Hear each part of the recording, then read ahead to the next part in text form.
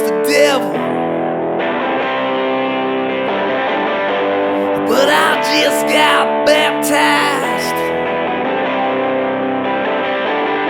And Jimmy Beam was my holy water. In the taste of your mouth, woman, I saw. Well, I saw the light.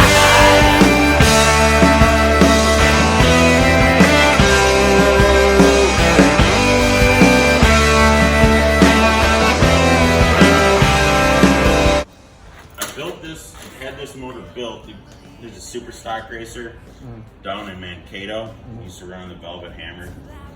I was building a car for one of his clients. He built this. It's a 498 stroke low deck. It's was gonna run like his patented Schneider racing cam in it, but dyno time they couldn't get it to run right. Well, they sent him a frickin' Hemi grind. So last minute, it's just got like a real, just kind of off the shelf, like half-inch lift fucking cam in it. It's a low compression motor. It's got roller rockers, and you know, it's a nice motor. It's not, you know, it's not super low buck and it's not super high buck, and it's real low maintenance, and it does everything pretty efficiently. My stroker's actually pretty low buck too. I mean, it's a flat tappet. He used to mount steel rollers. He talked me out of the gear drive and all that shit. So actually, Gary saved me a lot of money on it. But. So, long story short, had this motor built. It was going in a 71 Cuda. The guy wanted it to be like street, strip, lived in Mankato, wanted to be able to drive it here, go to that'd be an everything kind of car. Yeah. Well, he ended up dying. His name was Dr. Strapko. He ended up dying, and I bought the project was abandoned at my house, and I bought it from his widow. You know, so she was supposed to send me everything on the motor, and I never ever got it. But the motor, I'm gonna tell you, it maybe has maybe 6, 8 passes on it, Mark. Yeah. That's it. Wow. You know, it's a couple of street romps, and that's about it. Yeah. The headers are kind of old. Well, they're not kind of old. They've been on the car since its inception.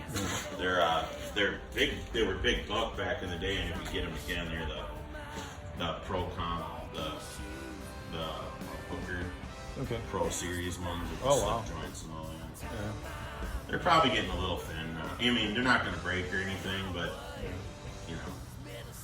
And this is what happened to that slick. Yeah. It'll still be good. It's a soft rub. Yeah. But like I say, with my cousin in it, it would tip all the way over and just barely touch that corner. Yeah. And he was kind of nuts. Yeah. A little crazy. And he did one round. They sent him home. He hung out in California, and he became friends with Dick Landy. Yeah. And would help work on the shop because he was a real good mechanic and pretty good street racer. Well, Titus brought this thing back with him. And that was in 1969, 70. And when he brought it back, it was, you know, B5 blue, and it looked like it, you know, the top of it painted blue. Yeah. And when we took it apart to paint it, there was white vinyl under the trim. So,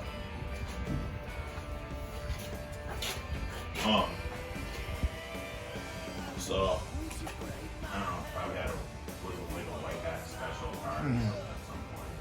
It's a 440 RT. Yeah. It wasn't Hemi. We did run a Hemi in it. When we got it, it had a Hemi K member and everything. Okay. And we ran a Hemi in it for a little bit, but I don't know, they were just expensive, and my dad and grandpa ended up getting like one of the last 446 pack crate motors. Yeah. My grandpa used to build sprint car motors, and he built that thing up. And it was faster and cheaper to run, and that motor was in there from 1970 till 1992, 91, Yeah. when it finally let loose. And then the car sat, my grandpa died, my dad and uncle were kind of like, you know, racing with the boat. My grandpa was kind of like, Yeah. So, then then I got it. It sat all those years without a motor in it. And when it blew up, the only good thing left on the motor was one head. Wow. The cam dropped in at the big end. It was at 1991 or 2 bracket nationals at BIR, and we was either going to win it. We got runner-up because of it. Yeah. Luckily, all the coolant went out because the car locked up, and it slid on it instead of locking up and rolling or something. Yeah. Nothing went through any of the glass. All this glass came. It's Chrysler glass. It's not aftermarket, and it used to have, before it got painted. It used to have like the little part numbers on the gel coat. Did you paint it or? I painted it when I was 19. 19. Wow. No, it's beautiful. I love the color and everything. And then when it's out in the sun. Yeah, it's real pretty. Now is that a B5 or is that a It's custom the same one? tint, and I mixed it with the German.